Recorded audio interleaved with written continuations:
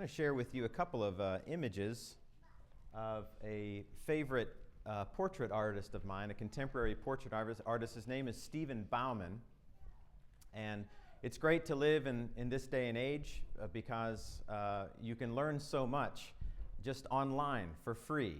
And in retrospect, I might not have gone to college if I was living today. But here, he's a portrait artist, generally speaking. He does drawing and painting, and he's taught me quite a bit. And this is what you see here is a block-in where he's just delineating, the basic shape, the basic form, where the light, where the shadow is, so that when he begins to develop this drawing, it will have a great likeness to his reference material, his model here. Here's more of a finished sketch here on some toned paper. And again, it's helpful to see the reference next to the drawing. You can see the great attention to detail. And to achieve a good likeness in portrait drawing or portrait painting, it requires a great deal of discipline, a lot of patience, a lot of sensitivity to see the model and all of its nuance. In fact, you're going to spend more time looking at the source material than you will actually your own paper or your own canvas as you're drawing.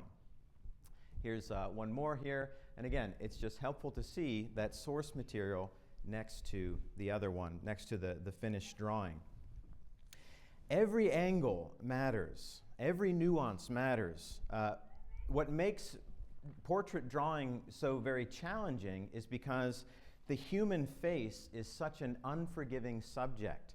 And so if a line is off just a millimeter or an angle is off just maybe a degree or two, not only will you not achieve a good likeness, the picture won't even look human. It'll look like a little bit of an alien. And those of you who have ever tried to make a portrait, you know how challenging this can be. But diligence in studying the model, a great patience in taking pains to make measurements and the correct proportions, you can achieve some really stunning results. And so Stephen Bauman's one of my favorites. One other thing that he does is, and this is what a lot of professional artists will do, is they'll make master copies. That is, instead of having a model sit in front of them or taking a picture of a model and working off of that, they'll actually use as their source material a famous painting. So, for example, here is John Singer Sargent's Lady Agnew. He's one of the all-time greatest portrait artists out there. And you can see Stephen working on his own copy of a copy. And the idea is, if the original painting was really good, you can learn a lot by copying that painting. In our text, Paul commends two model Christians, Timothy and Epaphroditus. And what I want you to see in our passage is that Paul describes them with the very same language that he described Jesus back in verses 5 to 11 of chapter 2. So keep your eyes open for that. Now, the point of this, as you heard when Brian was reading, was that Paul plans on sending both of these men to Philippi.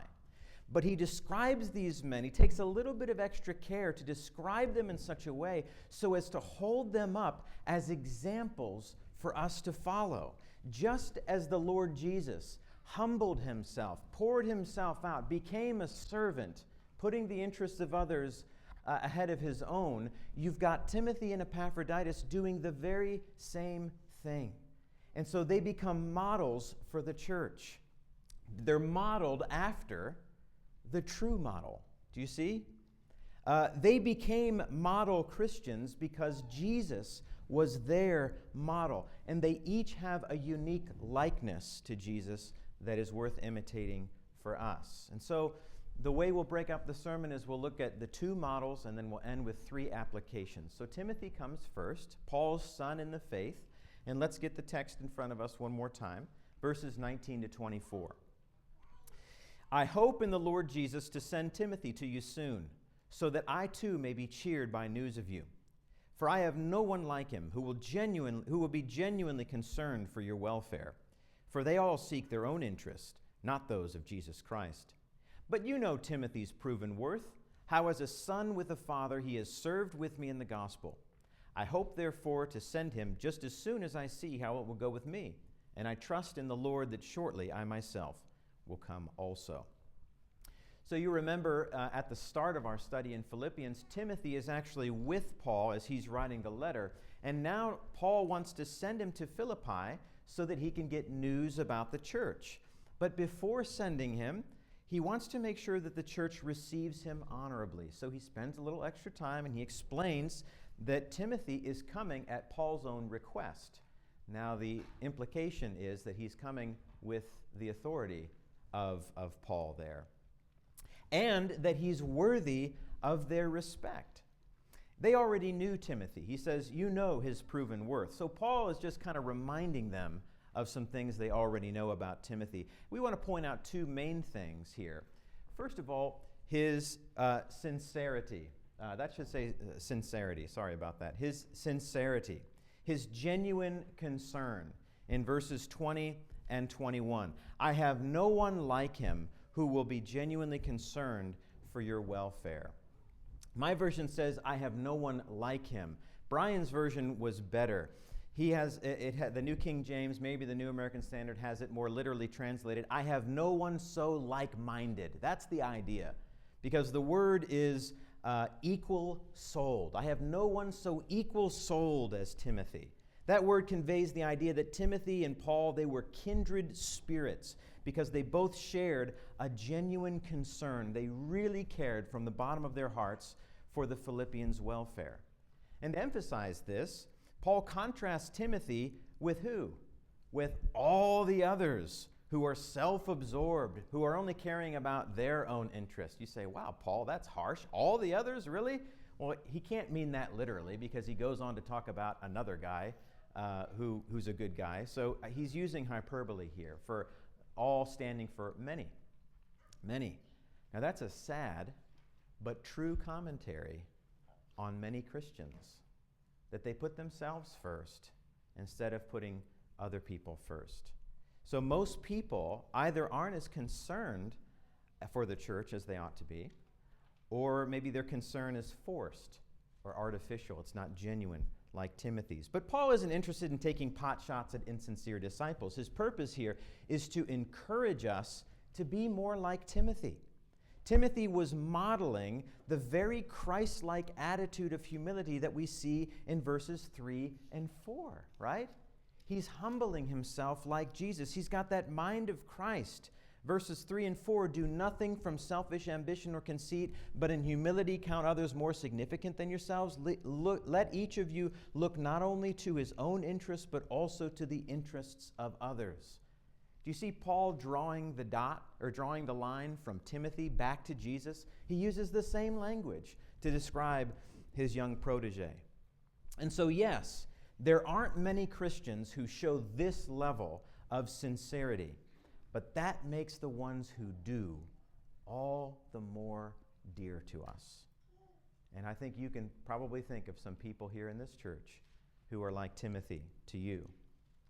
And how did Timothy go about showing his concern for the church? Look at verse 21. Verse 21, it says again, they all seek their own interests, not those of Jesus Christ. If we put that verse positively and apply it to Timothy, Timothy showed his devotion to Jesus by seeking the welfare of other Christians. Can you see that? He showed his love for Jesus, seeking the interests of Jesus by seeking the interests of his fellow Christian. And we can imagine what that might look like. Do you think Timothy might have prayed for these people a time or two? Sure. Do you think that he would be worrying over them? Sure. Do you think he'd listen to them and he knew them and he would want to teach them and serve them? And do you think that Timothy desired for them to grow and succeed and be more mature and stronger in the faith? All of that stuff applies, right? So one way we show our devotion to Jesus, looking at verse 21, is by seeking the welfare of other Christians. There's a direct correlation between our love for God and our love for one another, our concern for Jesus and our concern for the church, the interests of Jesus and the best interests of our brothers and sisters. Loving God is going to manifest itself in genuine concern for the church. And so I want to put that to you guys this morning. How concerned are you for the church? I think everybody here would say that they love God. They love the Lord Jesus. But do you love the church? Because you can't love one without loving the other, right? And if you're so concerned about Jesus and you so love the Lord, then how are you showing your devotion and your concern for the interests of other people? So that's the first thing. Sincerity. Sorry about the typo there. The next thing is service. And we see his proven character. My version says in verse 22, you know his proven worth there. But the word translated as proven here, it stems from a family of words that refer to being tested. And in context here, what's being tested is Timothy's character.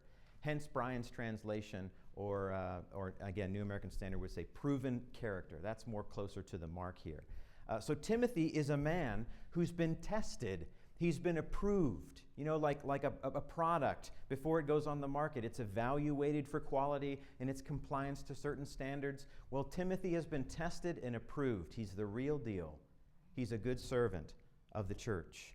And one way he's proven himself is in his service alongside the Apostle Paul as a son would assist his father. So this is how Paul chooses to describe his relationship with Timothy. It's kind of like a father-son relationship. And that description shows a couple of things. Obviously, it shows Paul's affection for Timothy, doesn't it? We remember that Paul took Timothy under his wing on his second missionary journey when he came to Lystra in Acts chapter 16.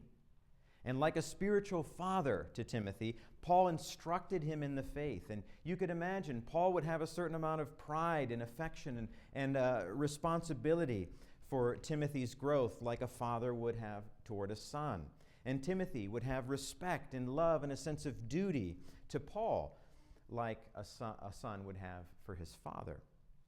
But you also see delegation here. The delegation of authority to Timothy. In the first century, sons served as their father's representatives in the community.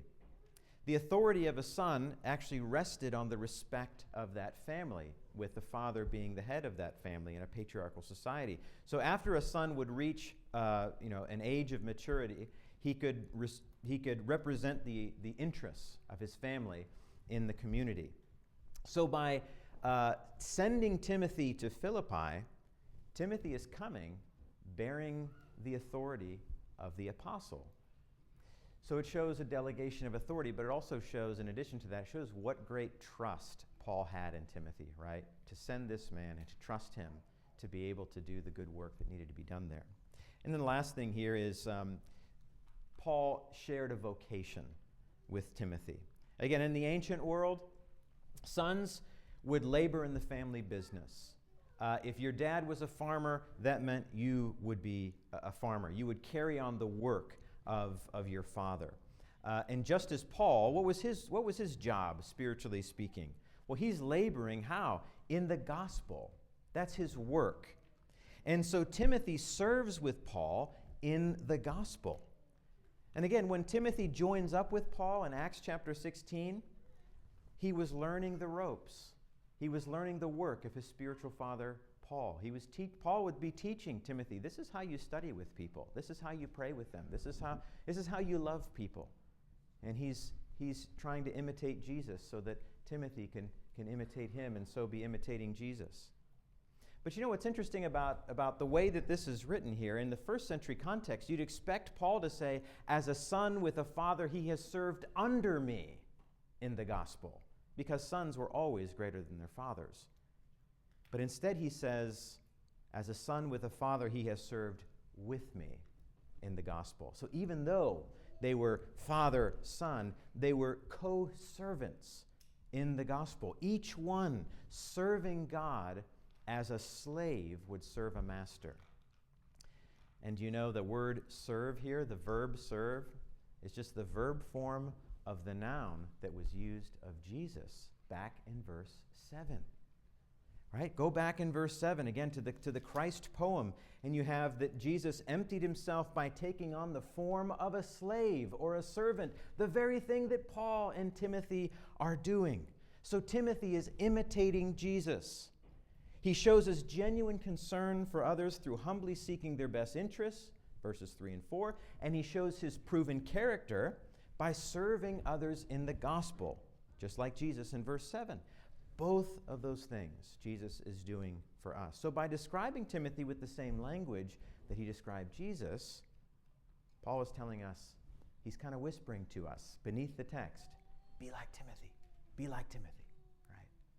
Now Paul's obviously doing a lot more than that here. He's sending Timothy to Philippi. Why? Because he wants to be cheered of news by them.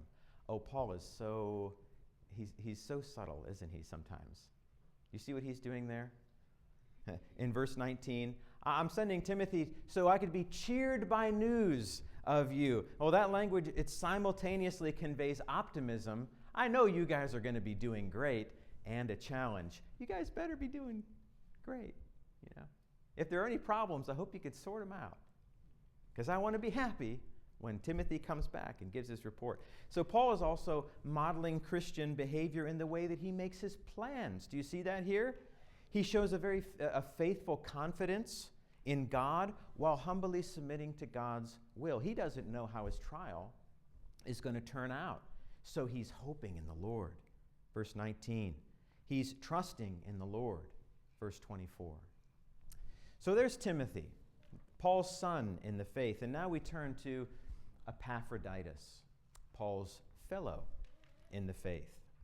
So Paul plans on sending Timothy at some point in the future. I hope to send him soon. But Epaphroditus is being sent back immediately. I think it necessary to send Epaphroditus.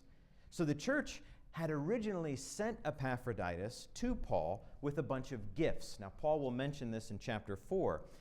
And with messages from the church. Epaphroditus is the one who gave Paul news about what was going on in Philippi. But Epaphroditus then stays on to serve Paul while he's in prison.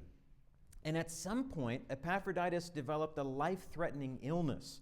So Paul is sending him back a little bit earlier than expected, in part to relieve the Philippians' anxiety about him. Let's read this, verses 25 to the end here. I have thought it necessary to send to you Epaphroditus, my brother and fellow worker and fellow soldier, and your messenger and minister to my need. For he has been longing for you all and has been distressed because you heard that he was ill. Indeed, he was ill, near to death, but God had mercy on him, and not only on him, but on me also, lest I should have sorrow upon sorrow. I am the more eager to send him, therefore, that you may rejoice at seeing him again, and that I may be less anxious. So receive him in the Lord with all joy and honor such men, for he nearly died for the work of Christ, risking his life to complete what was lacking in your service to me. So first, Paul describes him with 5 terms of endearment, 3 in relation to himself and 2 in relation to the Philippians. And the first 3 terms have to do with fellowship. This is interesting. Epaphroditus, do you know what his name means? I was reading this to the kids this week, and Nora said, hey, that sounds like Aphrodite. And it's just like Aphrodite. It means lovely, or it means devoted to Aphrodite. So that would tell you probably that Epaphroditus is a Gentile. He's a Greek who had been converted to Christianity. And here's Paul as a Jew saying, he's my brother. He's my fellow in God's family. He's my fellow worker in God's service. He is my fellow soldier in God's army. We're fighting a common cause together in Christ. And he obviously loves Epaphroditus because he mentions here that if he had died from that illness, he would have sorrow upon sorrow, and Paul, being in prison, just couldn't bear that. And so he's thankful for God's mercy. But if you take all of that language together, what does that show you about Paul and Epaphroditus? Paul had such a love and a respect for this man. But also, the other 2 terms in relation to the Philippians have to do with stewardship. Paul calls Epaphroditus your messenger and also your minister to his need.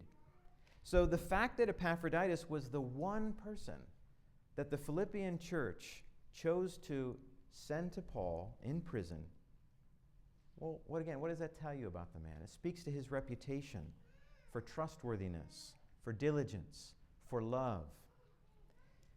Again, I just love to imagine, what if we were the church in Philippi? Who would we send? Like, really, who do you think? Who would be good to send to Paul? I can think of a couple people, right? Fun to think about that kind of stuff. Maybe a better question is, could we send you? Would you be willing to go? What kind of a job would you do? Well, in addition to these descriptions, I want to notice two more things about Epaphroditus. First of all, his sacrifice, his zealous commitment to the work of serving Paul. Paul points out that he risked his life to complete his service to Paul. That kind of commitment that's willing to give his own life. Now, who does that remind you of? It reminds you of Jesus, right? Verses 7 and 8. Jesus, who poured out himself to serve other people. Epaphroditus, his illness brought him near to death. That phrase, near to death, is identical with the phrase, to the point of death, in verse 8, where it says of Jesus, being found in human form, he humbled himself by becoming obedient to the point of death, even death on a cross. So just as Paul did with Timothy, he's showing the same self-giving spirit of the Lord Jesus is at work in Epaphroditus. Again, the subtext is, be like this man, because he's being like Christ. So you have sacrifice there. And then, here's your sensitivity. You have sensitivity. You have his tender compassion. I'd read over this until this week. It sort of just jumped off the page. Do you see his distress in verse 26? What's the source of his distress? It's not for himself, is it? It's not for his own health, right? Even though he was the one sick. It was his worry. It was the worry that it was causing the church family back home. That's what he was distressed about. What a sensitivity, you know. I remember maybe a year or two ago, Simon had to go to the ER. I had a little scare, and you know, Rachel's taking him into the ER, and he's not well. You know, he's kind of weak, and he's apologizing the whole way there. Oh, I'm sorry. You know, I know this is like going to mess up your day, and you know, this is going to be expensive, and yet he's the one who's sick, right? There's a sensitivity there that is thinking about the situation from someone else's point of view. It's so simple. It's so Christian. Are you doing that? Do you think of life from someone else's perspective, or are you constantly just thinking of it from your own perspective? What is that sensitivity that wants to relieve the stress of other people, that's willing to look at it from their point of view? Is it not that same Christ-like spirit of humility, of love, of genuine concern that Timothy had? So Epaphroditus, he counted the Philippians more significant than himself.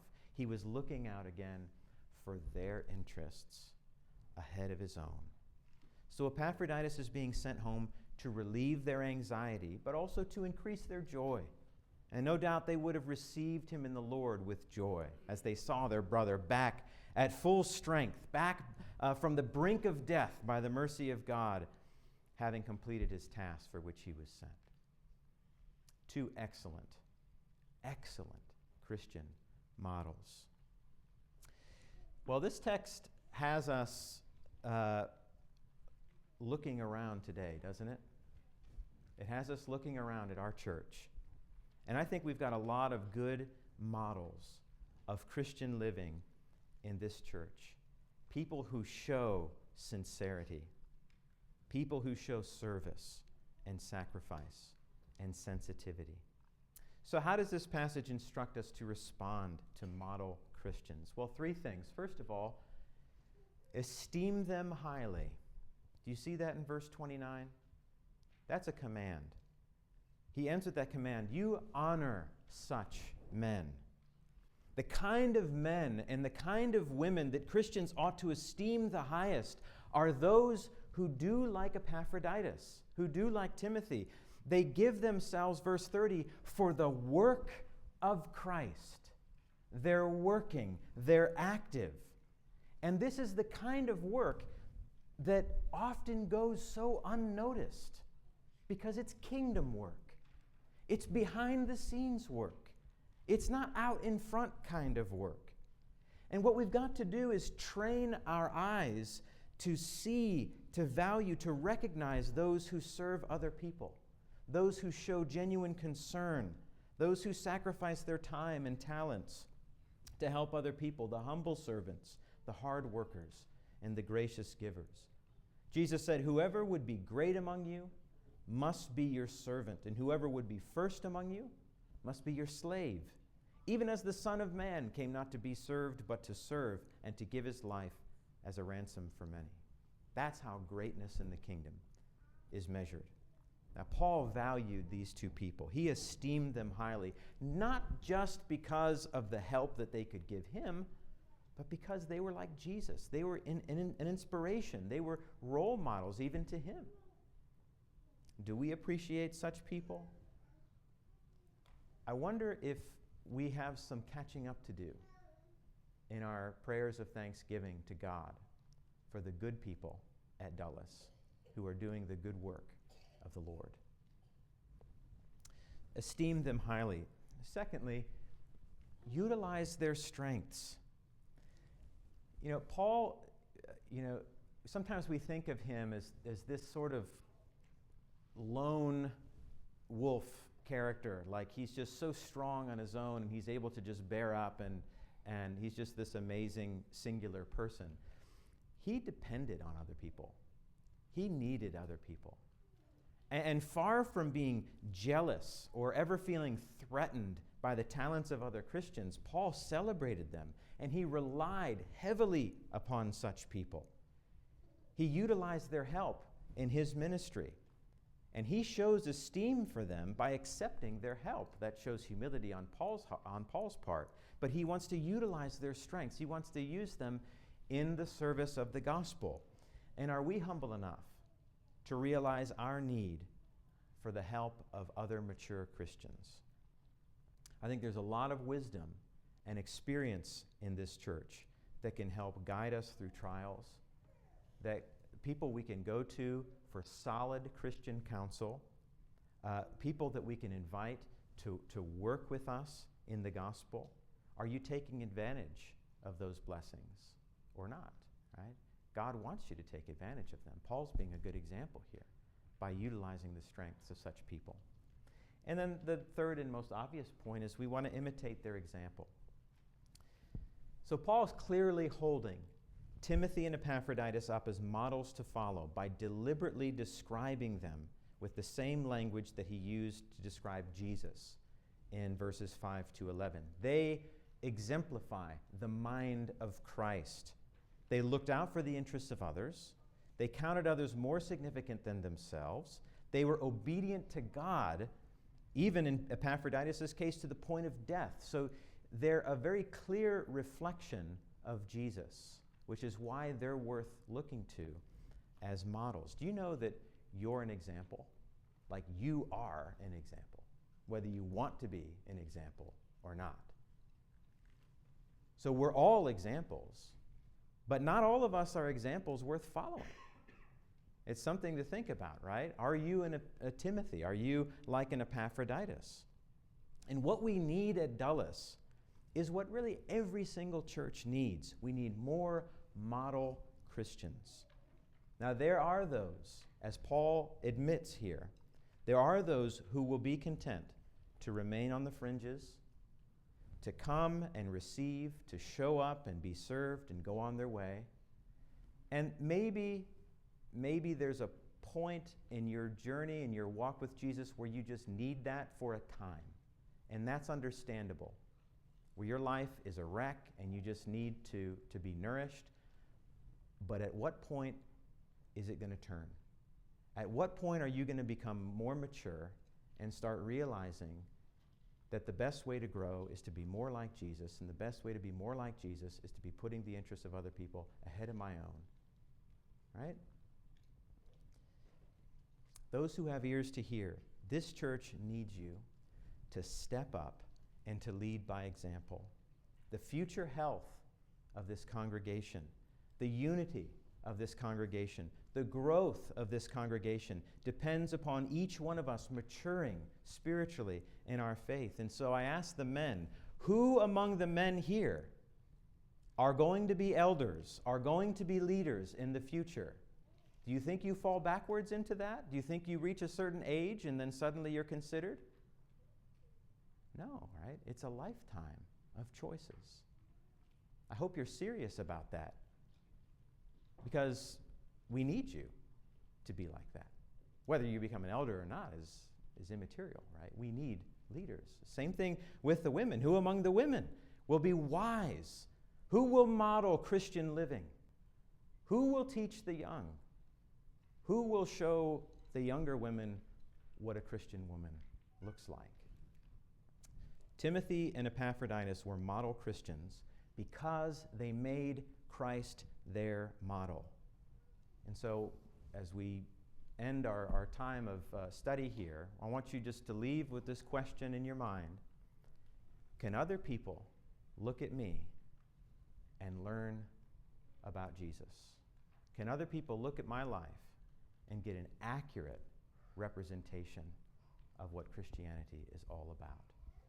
Now, none of us can say that with any arrogance. Oh, yes, right?